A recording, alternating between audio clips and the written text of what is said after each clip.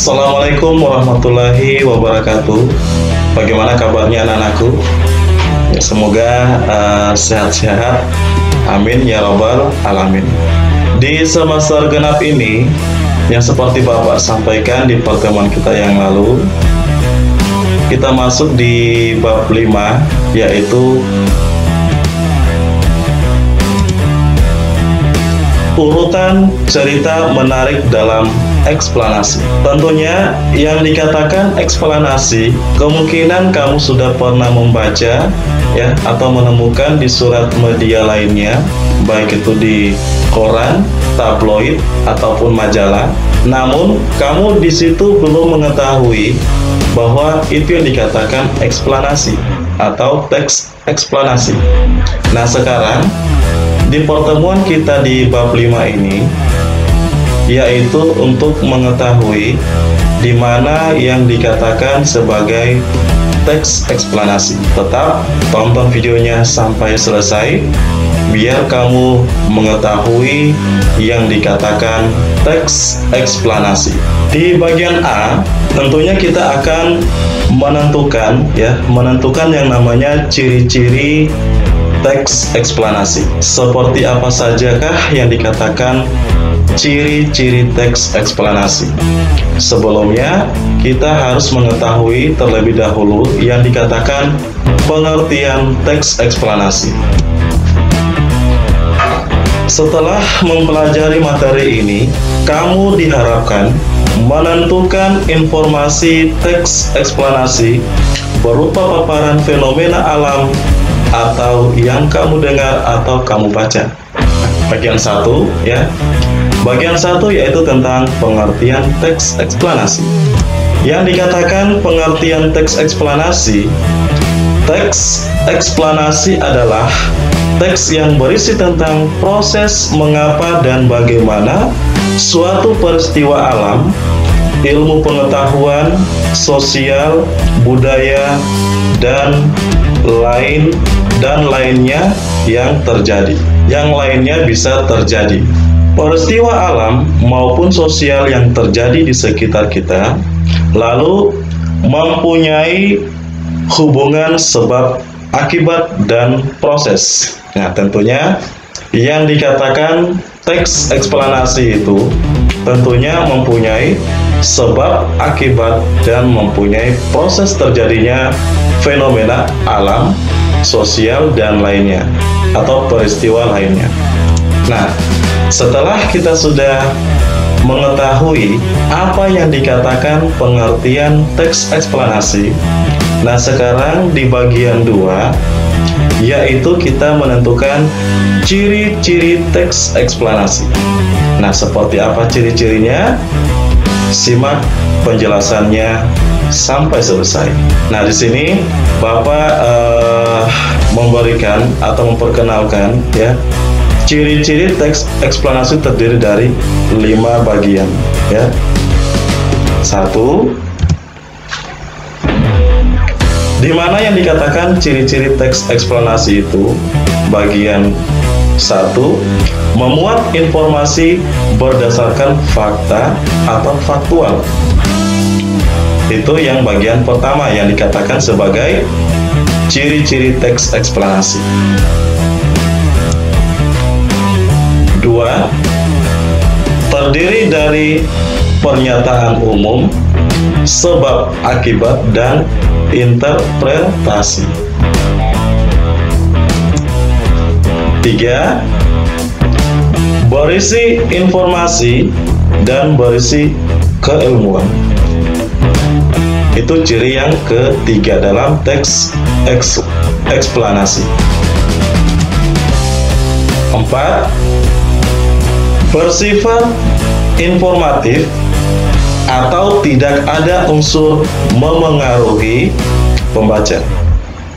Jadi dalam teks eksplanasi itu tidak ada namanya unsur memengaruhi ya, memengaruhi pembaca. 5, menjelaskan proses terjadinya fenomena alam atau sosial. Jadi itu yang dikatakan sebagai ciri-ciri teks eksplanasi. Bapak ulang. Ciri-ciri teks eksplanasi terdiri dari 5 bagian. Yang pertama, memuat informasi berdasarkan fakta atau faktual. 2, terdiri dari pernyataan umum, sebab akibat, dan interpretasi. 3, berisi informasi, berisi keilmuan. 4, bersifat informatif atau tidak ada unsur memengaruhi pembaca. 5, menjelaskan proses terjadinya fenomena alam atau sosial. Jadi anak-anak, itu yang dikatakan sebagai ciri-ciri teks eksplanasi. Pertemuan berikutnya kita akan meringkas, ya. Kita masuk bagian B. Di situ kita akan meringkas teks eksplanasi. Jadi tetap untuk selalu mengikuti pembelajaran yang Bapak sudah jelaskan. Nanti kamu ketinggalan, kalau sudah ketinggalan berarti ketinggalan ilmu juga. Nah, selanjutnya dalam teks eksplanasi itu mempunyai pengertian, ya. Selain mempunyai pengertian, eksplanasi juga mempunyai ciri-ciri, eksplanasi juga mempunyai struktur. Nah, di bagian akhir ini Bapak jelaskan yang dikatakan struktur teks eksplanasi. Tetapi nanti di pertemuan kita bagian C, di situ kita akan membahas kembali yang namanya struktur teks eksplanasi. Nanti kita akan menelaah struktur dan kebahasaan teks eksplanasi. Namun di pertemuan awal kita ini cukup untuk mengetahui pengertian teks eksplanasi, ciri-ciri teks eksplanasi, dan Bapak memperkenalkan secara garis besarnya saja yang dikatakan struktur teks eksplanasi. Seperti apa strukturnya?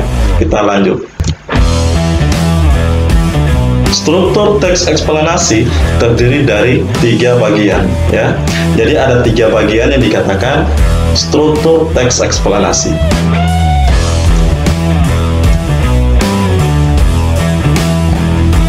Bagian pertama itu dikatakan pernyataan umum.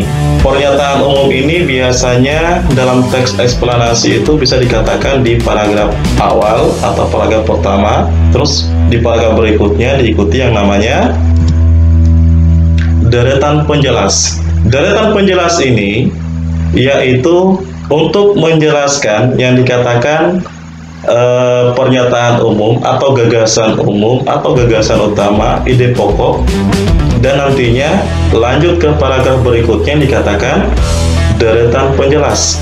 Deretan penjelas bisa dikatakan sebagai gagasan khusus, ya, di mana fungsinya untuk menjelaskan ide pokok atau gagasan utama, kalimat utama yang ada dalam teks eksplanasi.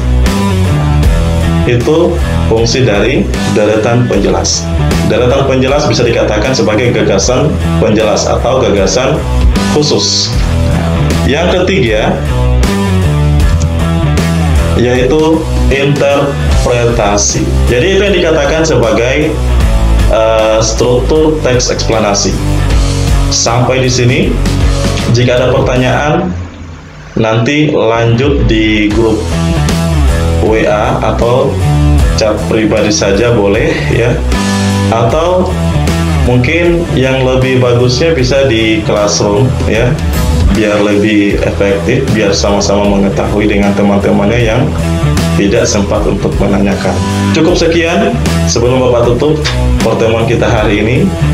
Bapak ingatkan, di rumah selalu menjaga kesehatan, banyak membaca, ya. Nah, terus kalau keluar dari rumah selalu menggunakan protokol kesehatan. Untuk pertemuan kita berikutnya bagian B yaitu untuk meringkas, ya. Meringkas teks eksplanasi. Jadi itu saja yang Bapak jelaskan yang di pertemuan awal. Nanti di pertemuan kita berikutnya itu lebih giat lagi, ya. Cukup sekian Bapak akhiri. Wassalamualaikum warahmatullahi wabarakatuh.